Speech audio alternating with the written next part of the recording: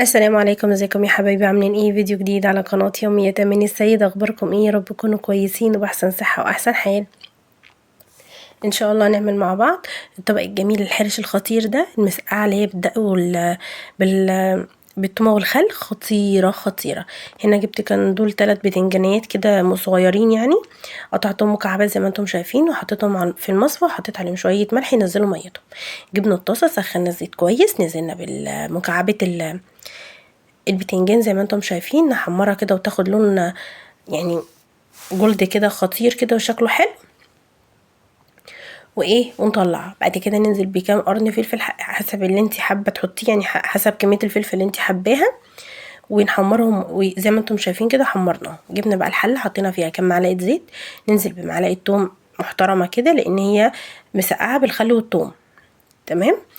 نبتدي بقى نقلب الثوم كويس لغايه لما ياخد اللون الجلد ده الخطير كده، الذهبي دوت الحلو خطير كده، بيبقى لونه خطير وريحته جميله. ونبتدي نطشه بالخل. تمام. اهم حاجه صلوا على النبي على افضل الصلاه والسلام. ما تنسيش الاشتراك واللايك والشير. لو انت مش مشتركه اشتركي وفعلي زرار الجرس، اهم حاجه عشان يوصلك اشعار من قناتي كل ما انزل فيديو. وحطي لايك وانت بتتفرجي، اوعي تنسي.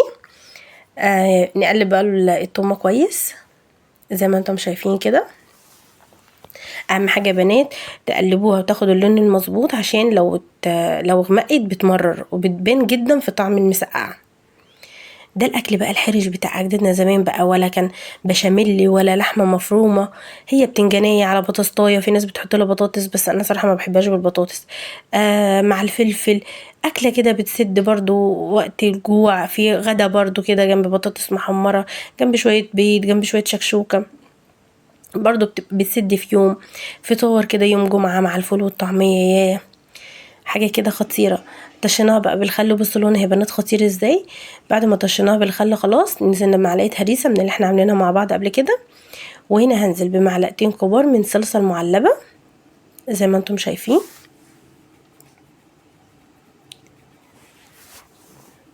نقلب بقى كويس كده عشان نطلع المادة الحافظة اللي في الصلصة.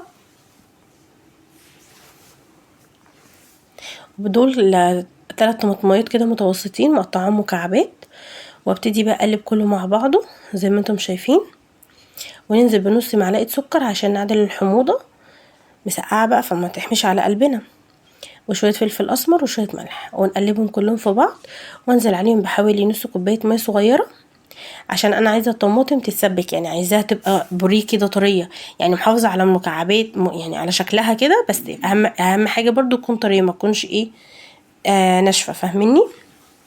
انا خلاص بقى كانت اتسبكت واتظبطت. جبت حوالي جزرايه مقطعاها مكعبات او مبشوره زي ما انت عايزه، ونزلت بيها. انا حطيت الجزرايه دلوقتي لان انا الجزر شايلاه في الفريزر، كان نص سلقه، يعني انا كنت مفرزاه الحاجه قبل كده، كان نص سلقه، فمش محتاج ان انا احطه من بدري. لو انت الجزرايه فريش وعايزاها تبقى طريه، تحطيها من الاول مع الطماطم عشان تبقى طريه معاكي.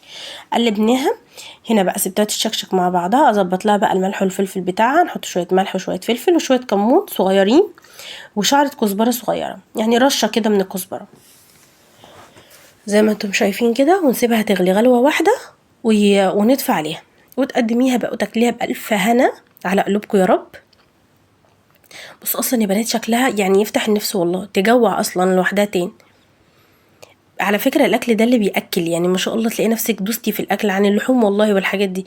بصوا بقى البتنجان زبدة ازاي. وده كان فيديو النهاردة، اشوفكم فيديو جديد ان شاء الله على خير.